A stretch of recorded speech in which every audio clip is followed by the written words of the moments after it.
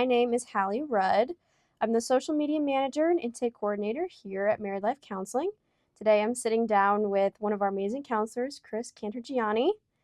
We're going to talk a little bit about relationships, therapy, and even some fun personal questions so you can get to know Chris a little bit better. So let's dive in. So first, what is a small shift that can instantly change how partners communicate? A small shift that can instantly change how partners communicate would be now the broad thing would be when they can see it from the other person's perspective. Okay, so it's a small shift. It sounds kind of big, like, oh my gosh, I actually understand what you're talking about. But this idea of people don't usually do things that don't make sense to them. So that if your partner's doing something and you're just like confused and maybe frustrated by it, if you just stop and think, well, what they're doing makes sense to them. Why would it make sense to them? If you could just slow down a bit and think, oh, maybe in this case, like maybe she sees it that way, the guy might be thinking. And that might give you a little bit more understanding of what's going on rather than just saying, this is crazy, this doesn't make any sense. Just remember, people don't usually do things that don't make sense to them. Hmm, great insight. Mhm. So, what does emotional safety actually look like in a relationship? What does emotional safety actually look like in a relationship? Well, one thing I think that might display what emotional safety would look like would be when people feel secure enough in a relationship that they will take an emotional risk. And an emotional risk might be, I'm going to say something here, but it's probably going to make my partner mad and it's going to start a fight. And I don't want to start a fight because then we're going to be off for like the next 3 days. If you're willing to take a risk because you feel secure enough to say something hard, difficult, let's say, that might upset the other person, you can say, like, hey, I feel really upset when you spend all afternoon on the phone with your mom. That might start a fight, but if you feel safe enough to say that and know, oh, hey, I didn't, maybe your partner would say, oh, I didn't realize you were on the phone. When I'm on the phone that long, it really bothers you. I thought you didn't care what I do on a Saturday afternoon. Oh, then the guy's like, oh, no, I want to go take you out to a movie. Oh, okay. And then, it can lead to an actual conversation. But that fear, if it doesn't feel safe because you're going to land in an argument, you might not speak up. Hmm. So, you specialize in EFT, emotionally focused therapy. What drew you to EFT over other approaches to couples therapy? I was guided to emotionally focused therapy by my dear buddy, Sage Howdicky, who's a therapist in Arizona.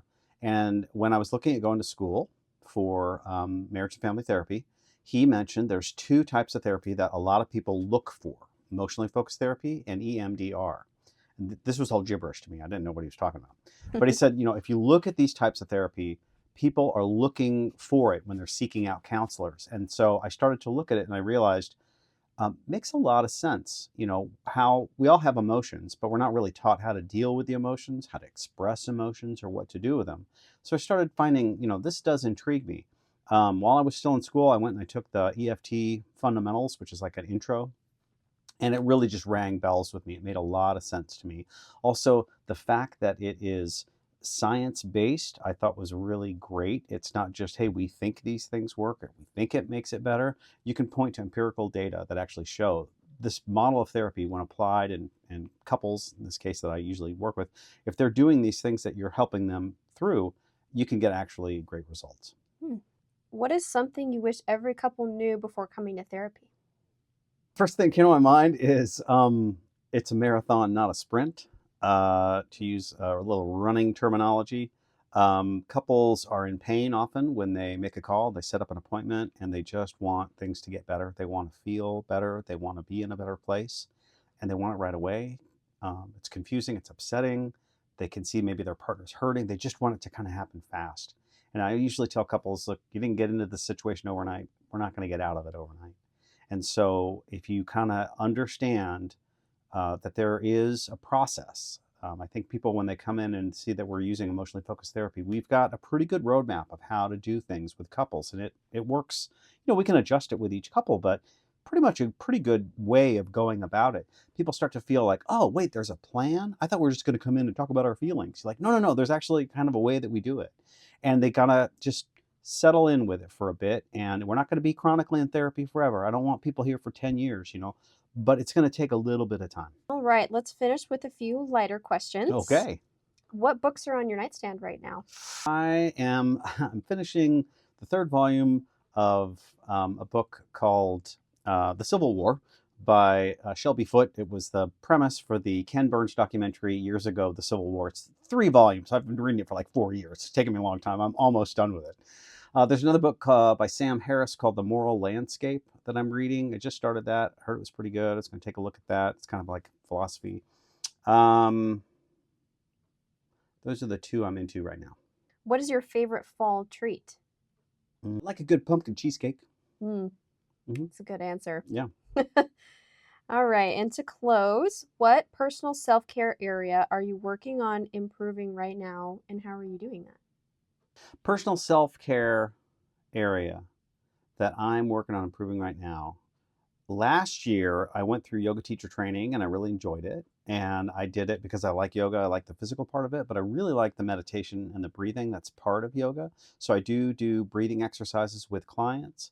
And I've done meditation over time. I kind of fell off a bit, but my wife and I were talking in recent weeks about trying to get back into doing some guided meditations or ways to just like 10 minutes in the morning to kind of get into the habit to start your day without anxiety kind of ticking up. And so I'm working with my wife. We're kind of together trying to get through some of these morning, just real short meditations to kind of center and get into the day. That's awesome. Yeah. All right, well, thanks so much for sharing, Chris. It's always great to learn more about our team and the heart behind the work that you guys do here. Well, thanks, Hallie. It's great.